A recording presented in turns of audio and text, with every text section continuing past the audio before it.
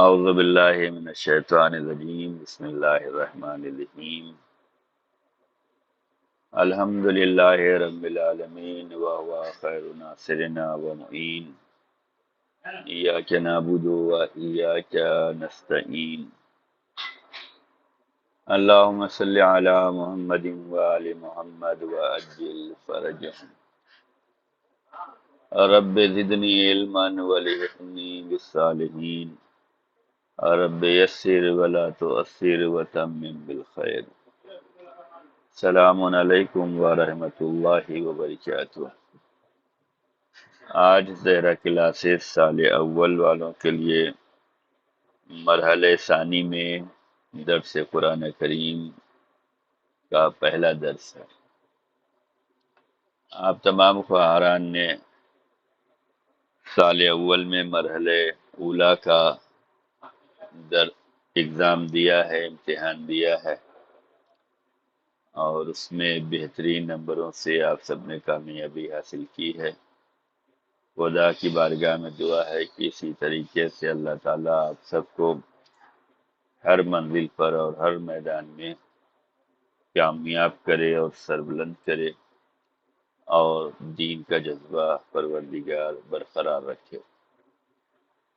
آج درس قرآن کا مرحلہ ثانی ہے، جس میں سورہ فیل کے بارے میں پڑھا جائے گا۔ سورہ فیل قرآن مجید کا 105واں سورہ ہے۔ یہ مکی سورہ ہے اور اس میں 5 آیتیں ہیں، اور یہ 30ویں پارے کا جز ہے۔ ہم نے پچھلے درس میں بھی یہ کہا تھا کہ بعض خواہران جز کو جزا پڑھتی ہیں۔ جزا الگ ہے، یہاں پر پیش ہے، جیم پر پیش رہے گا، جز پڑھیں گے۔ جز کا مطلب ہوتا ہے حصہ، جزا نہیں پڑھیں گے۔ جزا کا مطلب الگ ہو جاتا ہے، جزا کا مطلب جو ہے ثواب ہو جاتا ہے، یعنی بدلہ ہو جاتا ہے۔ تو یہ 30ویں پارے کا جز ہے۔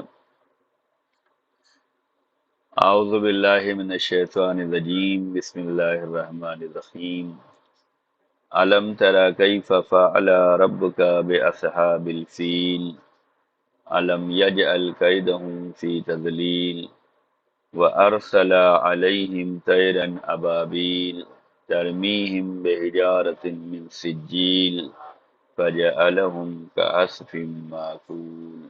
صدق اللہ العلی العظیم۔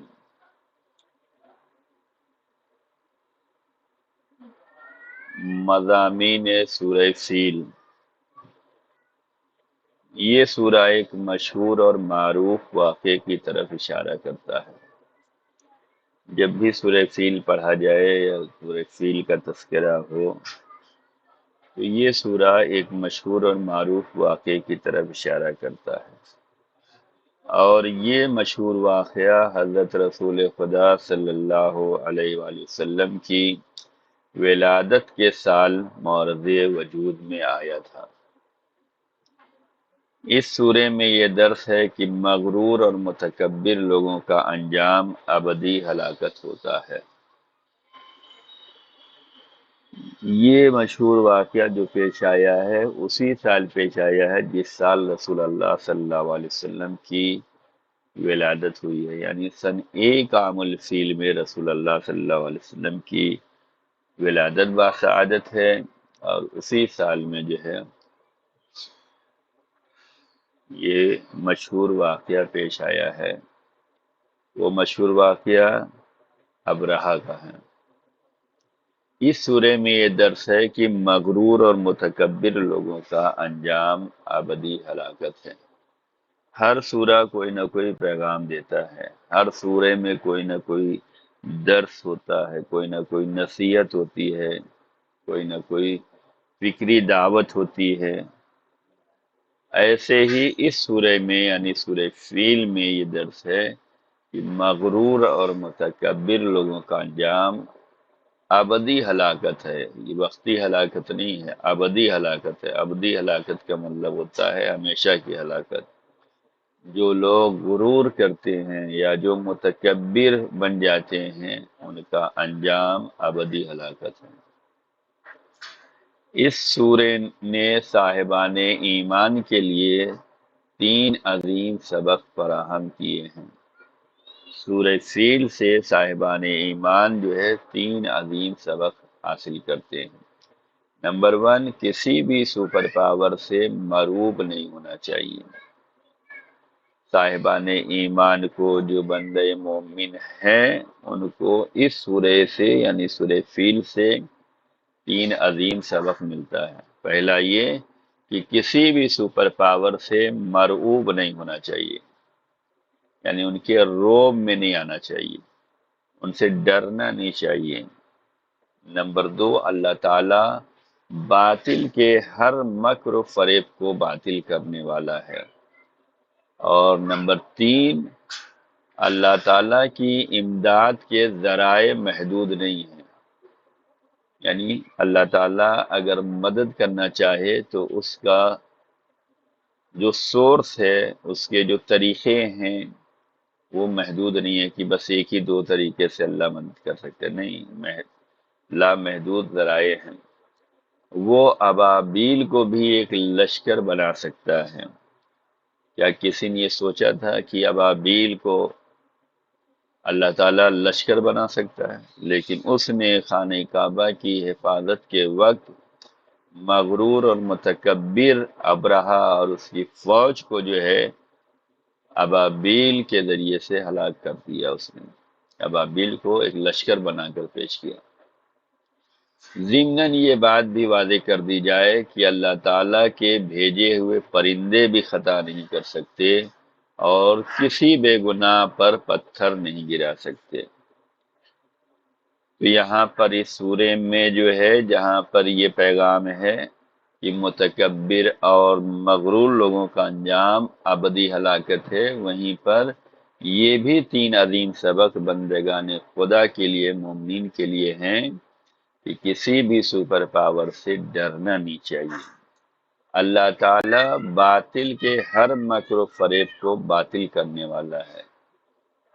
اور تیسرا یہ ہے کہ اللہ تعالیٰ کی امداد کے جو ہے طریقے الگ الگ ہیں، ذرائع بہت ہیں۔ وہ ابابیل سے بھی مدد لے سکتا ہے، اسے بھی لشکر بنا سکتا ہے۔ ضمناً یہ بات بھی واضح کر دی جائے کہ اللہ تعالیٰ کے بھیجے ہوئے پرندے بھی خطا نہیں کر سکتے اور کسی بے گناہ پر پتھر نہیں گرا سکتے۔ ابرہہ جو خانہ کعبہ کو ڈھانے کے لیے آیا تھا، جس کی سٹوری، جس کی واقعات آپ کے ذہنوں میں ہوگے، آپ جانتی ہیں، تو یہاں پر یہ واقعے میں کہیں ایسا نہیں ہے کہ ابابیل کا لشکر جو تھا، جس کے پنجوں میں اور چوچ میں پتھر تھے، ان کے پتھر خطا کر گئے ہوں، غلط نشانے پہ گر گئے ہوں، نہیں، بلکہ سب کا نشانہ صحیح لگا اور جہاں ان لوگوں کو گرانا تھا وہیں پہ گرایا۔ تو یہاں سے ایک پیغام اور ایک درس یہ بھی ہمیں ملتا ہے کہ اللہ کے بھیجے ہوئے پرندے بھی خطا نہیں کر سکتے اور کسی بے گناہ پر پتھر نہیں گرا سکتے، تو اللہ کی جانب سے بھیجے ہوئے انبیاء علیہ السلام، مرسلین علیہ السلام، اس کے اولیاء اللہ، اس کے ہادی، اس کے جانشین، اس کے خلیفہ، یہ بھی کبھی غلطی نہیں کر سکتے۔ یہی وجہ ہے کہ ہم سب کا عقیدہ اور ایمان یہ ہے کہ انبیاء علیہ السلام معصوم ہوتے ہیں، ان سے خطا نہیں ہو سکتی، وہ خطا نہیں کر سکتے، وہ خطا نہیں کرتے، وہ پاک و پاکیزہ ہوتے ہیں، معصوم ہوتے ہیں۔ اللہ تعالیٰ نے جتنے بھی نبی بھیجے ہیں، سب کے سب معصوم ہیں۔ اللہ تعالیٰ نے جتنے بھی رسول بھیجے ہیں، 313 رسول، وہ سب کے سب معصوم ہیں، یعنی خطاؤں سے پاک ہیں۔ اور اسی طریقے سے رسول اللہ صلی اللہ علیہ وسلم کے بعد اللہ تعالیٰ نے جو 14 معصومین رکھے ہیں امت کی ہدایت کے لیے، جو جانشین رسول ہیں، جو رسول کے بعد جنہوں نے دین کی خدمت کی ہے، دین کا پیغام پہنچایا ہے، شریعت کو نافذ کیا ہے وہ سب بھی معصوم ہیں۔ معصوم یہ عقیدہ ہمیں مضبوط کرتا ہے کہ ہم ان کی باتوں کو مانیں، اس میں شک نہ کریں۔ یہ ہم جیسے دکھنے میں نظر آ رہے ہیں لیکن یہ ہم جیسے نہیں ہیں، ہم گنہگار ہوتے ہیں، وہ معصوم ہوتے ہیں، وہ پاک و پاکیزہ ہوتے ہیں۔ ہم سے خطائیں ہو سکتی ہیں، ان سے خطا نہیں ہوتی، وہ خطا نہیں کرتے۔ وہ الہی پیغام کو ہم تک پہنچاتے ہیں، وہ الہی حکم کو ہم تک پہنچاتے ہیں، وہ ہمیں اللہ کی راہ پہ لگاتے ہیں۔ تو جو ہادی اور رہبر ہے اس میں معصوم ہونا ایک شرط ہے۔ معصوم ہوگا تو اس کا مطلب یہ ہوگا کہ وہ خطا نہیں کر سکتے۔ اگر ہم غیر معصوم کو ہادی مان لیں تو جیسے ہم خطا کرتے ہیں ویسے وہ خطا کرے گا، تو پھر ہماری ہدایت کیسے ہوگی؟ جو ہماری ہدایت کرنے والا ہے اسے جو ہے معصوم ہونا ضروری ہے۔ تو یہاں سورہ فیل سے یہ بھی پیغام ملتا ہے کہ اللہ تعالیٰ نے لشکر ابرہہ پر جو ابابیل کے ذریعے سے کنکر گروائے تھے، اللہ تعالیٰ کے بھیجے ہوئے پرندے بھی خطا نہیں کر سکتے ہیں، اور انہوں نے کسی بے گناہ پر پتھر نہیں گرایا ہے۔ تو جب پرندے اللہ کی جانب سے بھیجے ہوئے خطا نہیں کر سکتے تو اس کے بھیجے ہوئے نبی، رسول، جانشین، امام یہ بھی خطا نہیں کر سکتے۔ تو یہاں پر پہلا سوال یہ ہوگا کہ سورہ فیل سے کیا پیغام ملتا ہے؟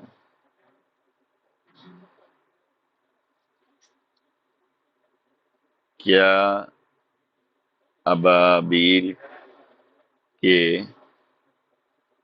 لشکر نے خطا کی تھی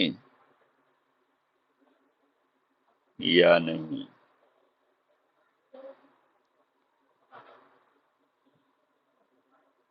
تو یہ رہا مضامین سورہ فیل۔ اب جو ہے فضیلت سورہ فیل کے بارے میں پڑھتے ہیں۔ فضیلت سورہ فیل، حضرت رسول خدا صلی اللہ علیہ وسلم نے ارشاد فرمایا کہ جو سورہ فیل کی تلاوت کرتا ہے اللہ تعالیٰ اس کو عذاب سے امان دے گا اور دنیا میں مسخ ہونے سے محفوظ رہے گا۔ فیل کا مطلب ہوتا ہے ہاتھی، ایلیفینٹ، یہ جانور ہیں۔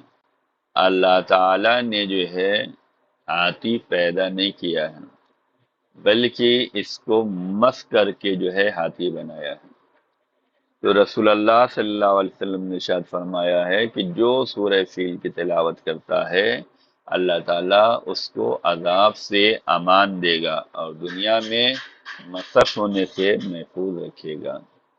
حضرت امام جعفر صادق علیہ السلام نے ارشاد فرمایا کہ بنو آدم میں جو لوگ مسخ ہوئے ہیں وہ 13 ہیں: بندر، سور، چمگادڑ، سوسمار، یہ چھپکلی کی شکل کا جو ہے بڑا جانور ہوتا ہے جسے سوسمار کہتے ہیں، ریچھ، ہاتھی، بچھو، مکڑی، خرگوش وغیرہ، یہ سب جو ہے بنی آدم تھے، یہ انسان تھے۔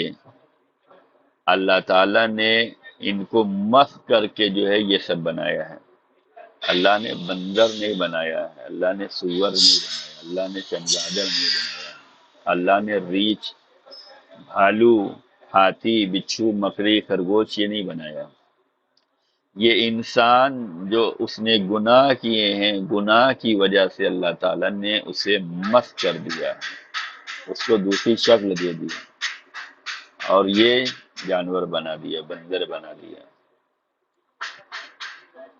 یہ بندر جو بنی اسرائیل، یہ پہلے بنی اسرائیل تھے، انسان تھے، ان کو منع کیا گیا تھا کہ دیکھو تم اس دن جو ہے مچھلی کا شکار نہیں کرنا، لیکن ان لوگوں نے اس منع کیے ہوئے دن پر مچھلی کا شکار کرتے تھے اور اللہ تعالیٰ نے انہیں مسخ کر کے بندر بنا دیا، یعنی جو بنی اسرائیل حکم خدا کی نافرمانی کرتے تھے اور حکم خدا کے خلاف جاتے تھے، اللہ تعالیٰ نے سزا کے طور پر ان کو بندر بنا دیا۔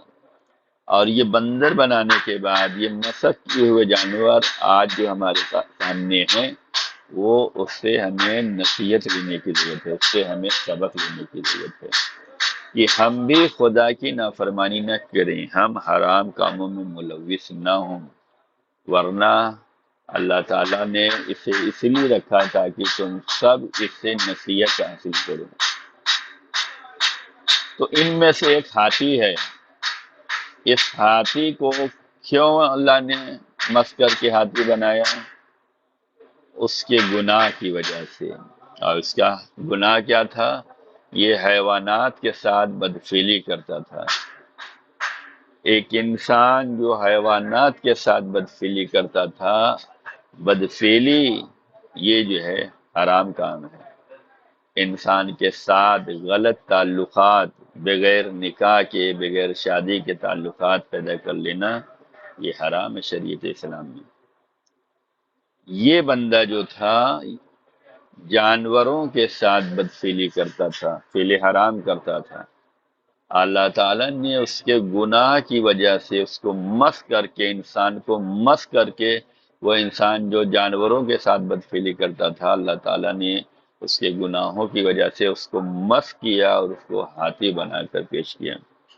اللہ تعالیٰ نے اسے مس کر کے ہاتھی کی شکل دے دی۔ تو آج یہ سب جتنے بھی جانور ہیں، چاہے بندر ہوں، سور ہوں، چمگادڑ ہوں، سوسمار ہوں، ریچھ ہوں، ہاتھی ہوں، بچھو ہوں، مکڑی ہوں، خرگوش، یہ سب پہلے انسان تھے۔ انہوں نے حکم خدا کے خلاف کام کیا ہے، حرام کام کیا ہے، نافرمانی کی ہے، تو اللہ تعالیٰ نے ان کے گناہوں کی وجہ سے انہیں بندر بنا دیا، انہیں سور بنا دیا، انہیں چمگادڑ بنا دیا، انہیں سوسمار بنا دیا، انہیں ریچھ بنا دیا، انہیں ہاتھی بنا دیا، انہیں بچھو بنا دیا، انہیں مکڑی بنا دیا، انہیں خرگوش بنا دیا۔ تو ہمیں بھی ہر موقع پر اور ہر محل پر ہمیں بھی حرام کاموں سے بچنے کی ضرورت ہے۔ ہمارا ظاہر انسان ہے، لیکن ہمارے گناہوں کی وجہ سے ہم اصلی شکل میں کیا ہیں ہمیں نہیں معلوم۔ ہمیں انسانی شکل میں اللہ تعالیٰ نے پیدا کیا ہے، ہم پر واجبات رکھے ہیں، ہمیں حرام سے روکا ہے، تو ہمیں چاہیے کہ ہم حرام سے بچتے رہیں۔ جو لوگ گناہ کرتے ہیں ان کی اصلیت، ان کا اصل جو ہے وہ جانوروں جیسا ہوتا ہے۔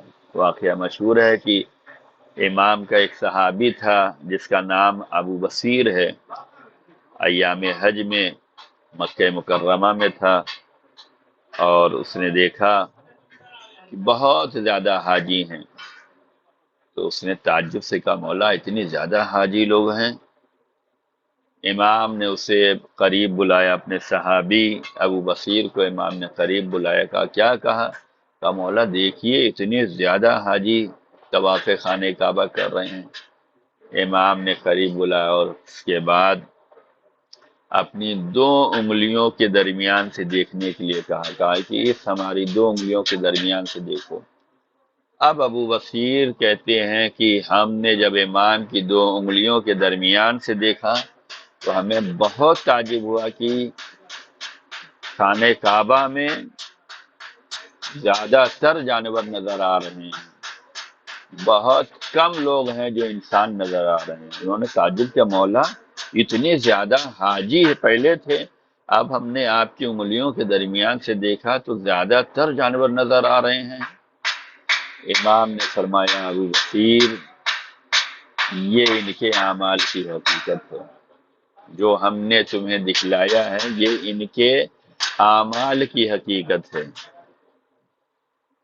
تم بندگان خدا کے اعمال کی حقیقت نہیں جانتے تھے، اس لیے تم نے تعجب کیا اتنے زیادہ حاجی ہیں، ہم دیکھ رہے تھے وہی ہم نے تمہیں دکھلا دیا۔ کہ مولا ایسا کیسے؟ کہا کہ یہ یاد رکھو، جس کے دلوں میں اہل بیت کی محبت ہوگی وہ انسان ہے، اور جس کے دل میں اہل بیت اطہار علیہ السلام کی محبت نہیں ہے وہ حقیقت میں جانور ہیں۔ دکھنے میں یہ انسان نظر آئیں گے لیکن یہ حقیقت میں جو ہے جانور ہوں گے۔ اہل بیت اطہار علیہ السلام سے محبت انسان کو انسان بناتی ہے، اور اہل بیت کی محبت اگر دل میں نہ ہو، ایمان میں نہ ہو، عقیدے میں نہ ہو، عمل میں نہ ہو، تو یہ جو ہے انسان کو جانور بنا دیتی ہے۔ تو یہاں پر دوسرا سوال یہ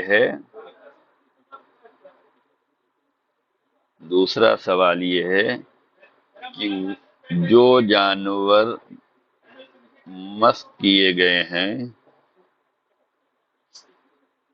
ان کے نام تحریر کریں، اور وہ کیوں مسخ کیے گئے۔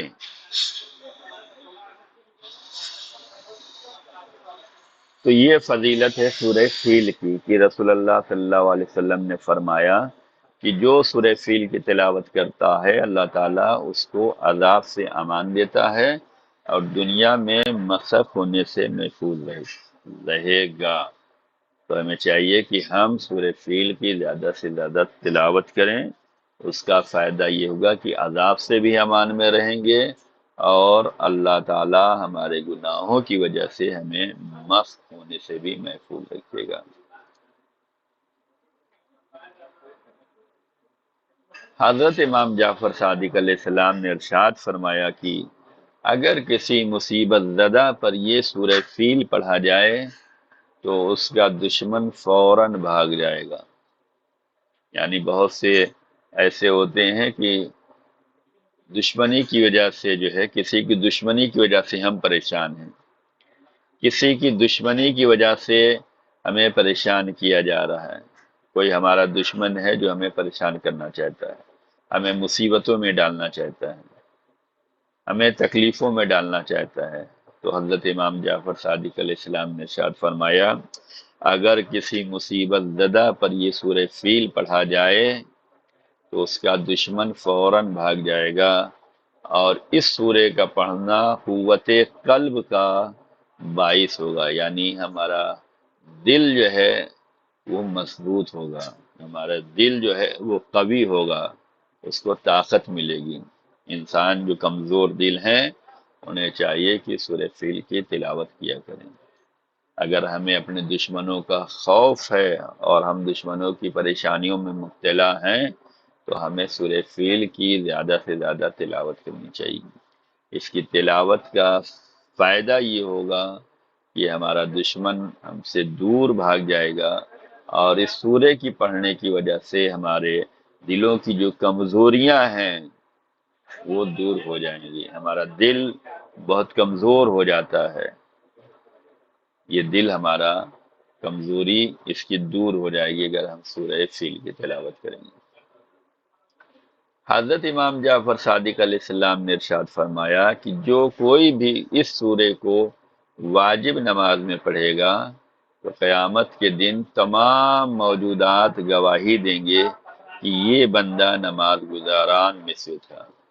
یعنی اگر ہم سورہ فیل کی تلاوت جو ہے قرأت نماز میں کرتے ہیں تو قیامت کے دن تمام موجودات اس بات کی گواہی دیں گے کہ یہ بندہ نماز گزاران میں سے تھا، اور قیامت کے دن منادی ندا دے گا، آواز دے گا اے میرے بندے تو نے صحیح گواہی دی ہے، اور تمہاری گواہی کو اللہ تعالی قبول کرتا ہے اور اس کو بہشت میں داخل کر دو، اس کو جنت میں داخل کر دو۔ یہ بندہ ان لوگوں میں سے ہے جسے اللہ تعالی اور اس کو بھی چاہتا ہے اور اس کے کام کو بھی چاہتا ہے۔ تو سورہ فیل کے پڑھنے کا بہت زیادہ ثواب ہے اور بہت زیادہ فضیلت ہے۔ ان میں سے یہ ہے کہ ہمیں دنیا میں بھی دشمنوں سے نجات ملے گی، قوت قلب مضبوط ہوگا، اور قیامت کے دن جو ہے ہمارا شمار نماز گزاروں میں ہوگا، اور ہمارے لیے منادی ندا دے گا کہ تو نے صحیح گواہی دی ہے اور تمہاری گواہی کو اللہ نے قبول کیا ہے، اور جنت میں ہم داخل کیے جائیں گے۔ تو یہاں تیسرا سوال کی فضیلت سورہ فیل میں کوئی ایک حدیث بیان کریں۔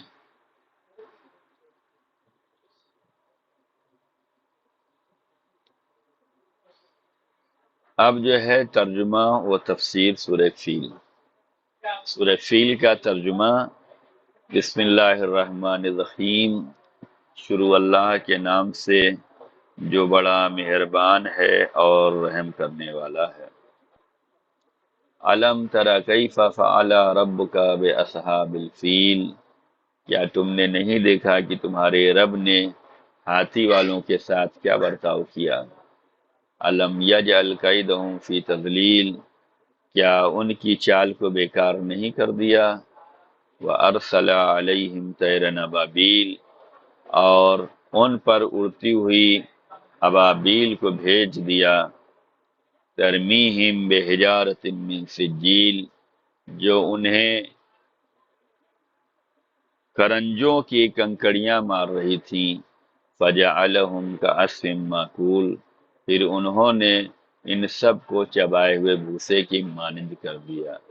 تو یہ مختصر سا ترجمہ تھا سورہ فیل کے بارے میں۔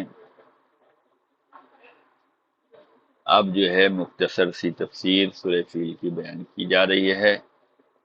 الم تری کیف فعل ربک باصحاب الفیل، کیا تم نے نہیں دیکھا کہ تمہارے رب نے ہاتھی والوں کے ساتھ کیا برتاؤ کیا؟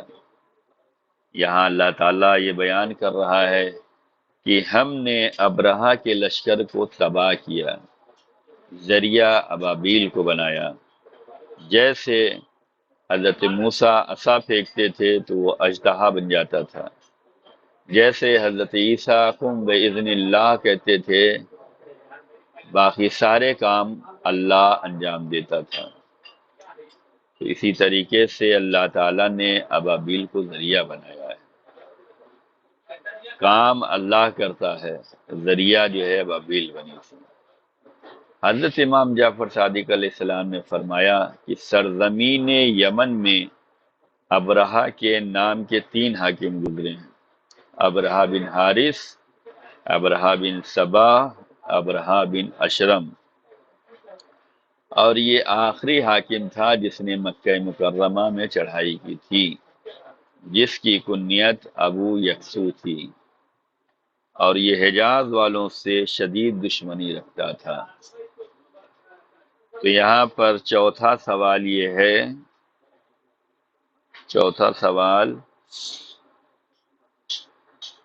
کہ مکے پر چڑھائی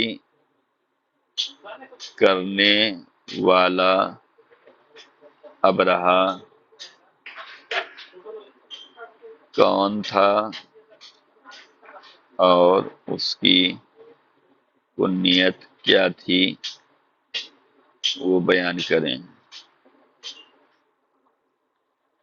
تو یہ ابرہہ بن اشرم تھا، یہ آخری حاکم تھا سرزمین یمن کا، اور اس نے مکہ مکرمہ میں چڑھائی کی تھی، اس کی کنیت ابو یکسو تھی، اور یہ حجاز والوں سے شدید دشمنی رکھتا تھا، جس کی وجہ سے اس نے خانہ کعبہ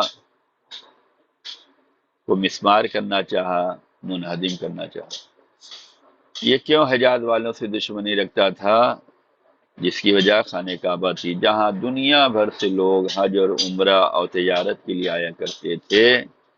اسی وجہ سے یہ دشمنی رکھتا تھا کہ دنیا بھر کے مسلمان جو ہیں وہ مکے میں جمع ہوتے ہیں، طواف خانہ خدا کرتے ہیں، خانہ کعبہ کا طواف کرتے ہیں، یہاں پہ حج کرتے ہیں، عمرہ کرتے ہیں، تجارت کے لیے آتے ہیں۔ دنیا بھر کا مجمع یہاں پہ اکٹھا ہوتا ہے، تو اس مجمع کو دیکھ کر یہ دشمنی رکھتا تھا۔ اس نے یمن میں خانہ کعبہ کے مانند ایک گھر بنوایا اور اسے خوب سونے اور جواہرات سے مزین کرایا، تاکہ لوگ مکہ مکرمہ یعنی خانہ کعبہ جانے کے بجائے یہاں آ کر طواف کریں، لیکن وہ اپنے ناجائز ہدف تک نہ پہنچ سکا، تو اس نے خانہ کعبہ ڈھانے کے لیے مکہ کا سفر کیا۔ تو ابرہہ نے یمن سے جو سفر کر کے لشکر لے کر خانہ کعبہ کو منہدم کرنا چاہتا تھا، اس کی وجہ یہ تھی کہ یہاں پر جو ہے لوگ حج اور عمرہ کے لیے آتے تھے، یہاں پر مجمع اکٹھا ہوتا تھا، تو یہ چاہتا تھا کہ مجمع جو ہے مکے میں نہ ہو بلکہ ہمارے یہاں ہو، تو اس نے وہاں پر گرجا بنوایا، چرچ بنوایا کہ لوگ یہاں پر آئیں اور یہاں خانہ طواف کریں، اور وہاں پر خوب سونے اور جواہرات سے مزین کرایا کہ یہاں پر لوگ آئیں، لیکن وہاں بھیڑ نہ لگ سکی، تو اس نے سوچا کہ نہ خانہ کعبہ رہے گا نہ لوگ یہاں پر اکٹھا ہوں گے، یہ سوچ کر اس نے ہاتھیوں پر جو ہے اپنا لشکر سوار کیا اور مکہ آیا۔ تو یہاں سے ہمیں یہ بھی سمجھ میں آتا ہے کہ کچھ لوگ اس نظریے کے ہوتے ہیں کہ وہ چاہتے ہیں کہ ہم جو بنائیں وہاں پر مجمع لگے، دوسری جگہ پہ مجمع نہ لگے۔ یہی یہ ابرہہ بھی چاہتا تھا، لیکن ہوتا وہی ہے جو اللہ چاہے گا۔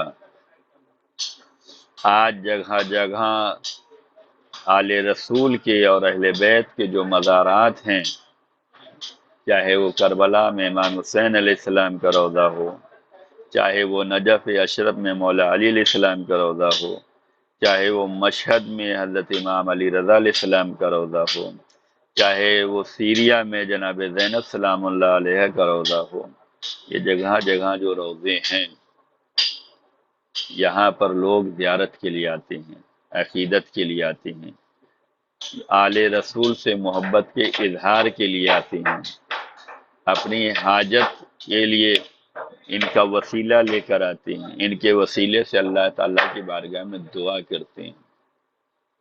آج کچھ لوگوں کو یہ بات پسند نہیں آتی،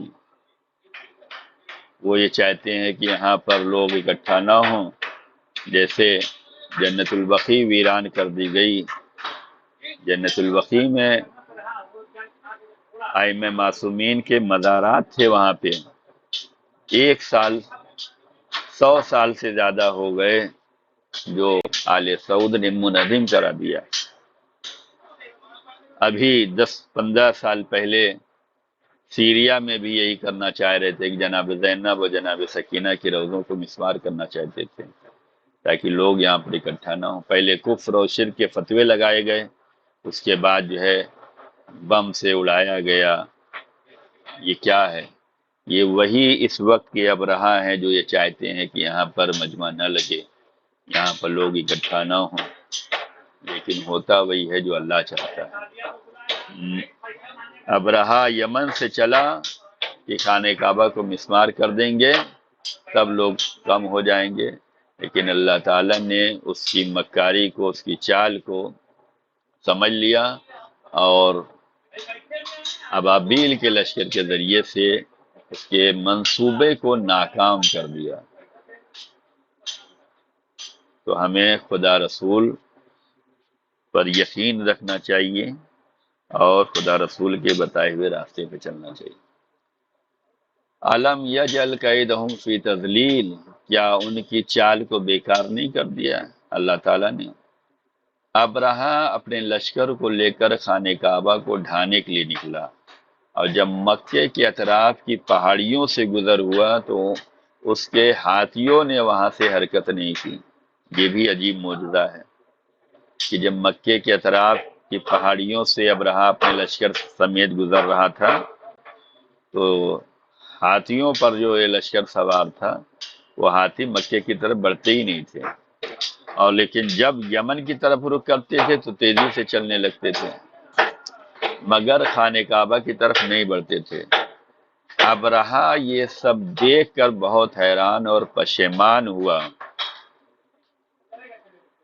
یہ دیکھ کر بہت حیران اور پشیمان ہوا، اور اسی دوران دریائے احمر کی طرف سے پرندے یعنی وہی ابابیل جو ہے پہنچ گئی۔ اللہ تعالی یہاں دشمن کے نقشے اور منصوبے کو ناکام بنایا، جو مکہ مکرمہ میں خانہ کعبہ کو تباہ کرنے کے لیے سوچ کر آیا تھا، یعنی خانہ کعبہ تک یہ لوگ پہنچ بھی نہیں سکے۔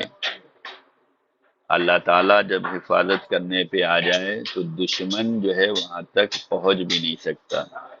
جس چیز پہ سوار ہو کر آتا ہے وہ بھی آگے نہیں بڑھتی، جیسے ان لوگوں کی ہاتھی خانہ کعبہ کی طرف نہیں بڑھتی تھی، لیکن جب یمن کی طرف رخ کرتا تھا تو بہت تیزی کے ساتھ چلتی تھی۔ اور یہ سب دیکھ کر جو ہے ابرہا بہت پشیمان ہوا تھا۔ یہاں پر پانچواں سوال کہ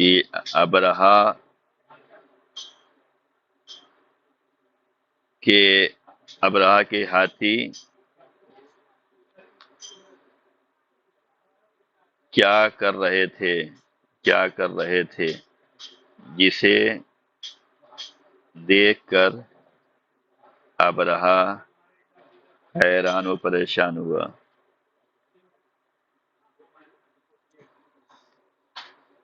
ابرہا کے ہاتھی یہ کر رہے تھے کہ وہ خانہ کعبہ کی طرف نہیں بڑھتے تھے، لیکن جب ان کا رخ جو ہے یمن کی طرف کیا جاتا تو تیز تیز چلنے لگتے تھے۔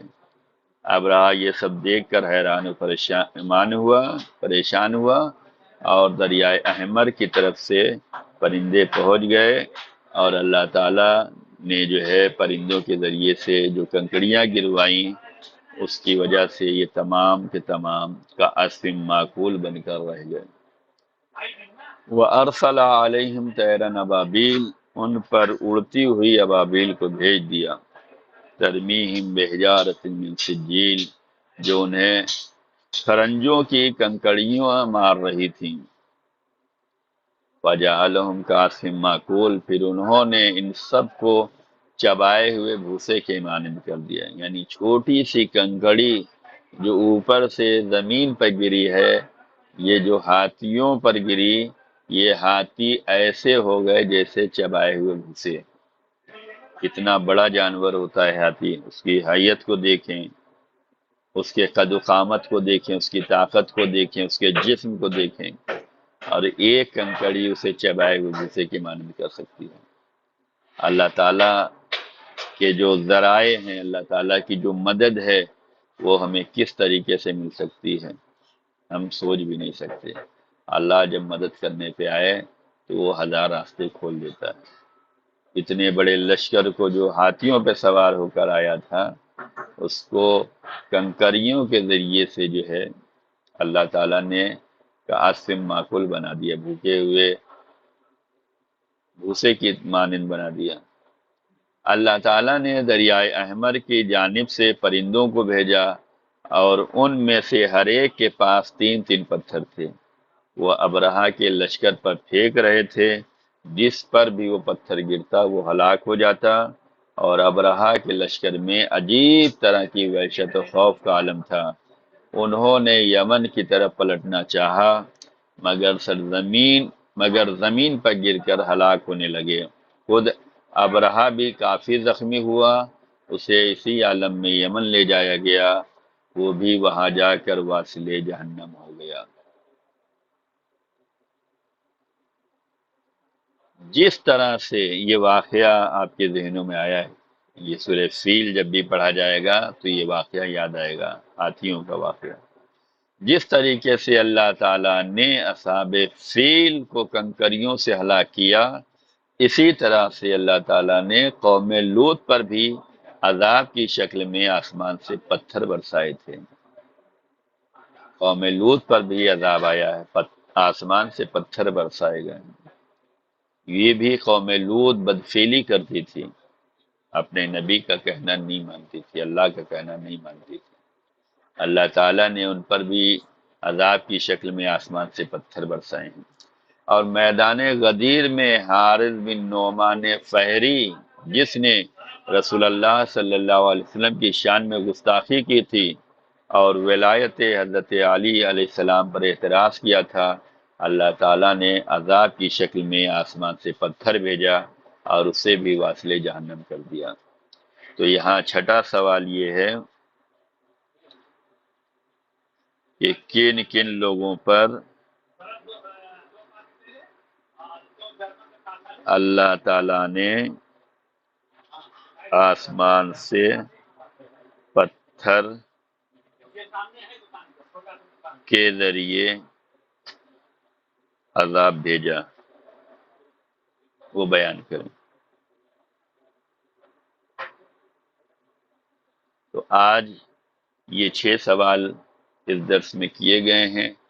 ان 6 سوالوں کے جواب لکھ کر ہمارے ٹیلی گرام نمبر پر بھیجیں، اور اللہ تعالیٰ کی بارگاہ میں دعا ہے کہ اللہ تعالیٰ ہم سب کو قرآن سمجھنے کی توفیق عنایت کرے اور قرآن پر عمل کرنے کی اللہ تعالیٰ توفیق دے۔ جو واقعات بھی سنتے ہیں، جو کچھ پڑھ رہے ہیں، اس پہ ہمیں عمل کرنا چاہیے۔ اچھائی ہے تو اسے لینا چاہیے، برائی ہے تو اسے چھوڑ دینا چاہیے، واجب ہے تو اس پر عمل کرنا چاہیے، حرام ہے تو اسے چھوڑ دینا چاہیے۔ حرام میں جو ہے سزائیں ہیں، نافرمانیوں میں اللہ تعالیٰ نے سزائیں رکھی ہیں، تو ہمیں چاہیے کہ ہم اللہ تعالیٰ کی اطاعت و فرما برداری کریں، اس کی نافرمانی نہ کریں۔ اطاعت و فرما برداری میں ہمارے لیے کامیابی ہوگی، ہمارے لیے سکون ہوگا، ہمارے لیے ثواب ہوگا، ہمارے لیے جنت ہوگی، اور اللہ تعالیٰ کی نافرمانی میں ہمارے لیے پریشانیاں ہوں گی، عذاب ہوگا، تکلیف ہوگی اور جہنم ہوگا۔ تو اللہ تعالیٰ کی بارگاہ میں دعا ہے کہ اللہ تعالیٰ ہمیں اپنی اطاعت و فرما برداری میں زندگی گزارنے کی توفیق عنایت فرمائے اور دین کی راہ پہ ثابت قدمی عنایت فرمائے۔ یہ آج کا مختصر سا درس ہے۔ اتنی اور گزارش کی جائے گی کہ یہ درس لوگوں کے لیے نصیحت بھی ہے، سبب بھی ہے، اس کو جو ہے اپنے دوست احباب میں، رشتہ دار میں، جان پہچان میں اس درس کو فارورڈ کریں تاکہ ہم بھی دیندار رہیں اور دین کا پیغام بھی آگے بڑھاتے رہیں، دوسرے لوگ بھی قرآن کی تعلیم سے مستفید ہوتے رہیں۔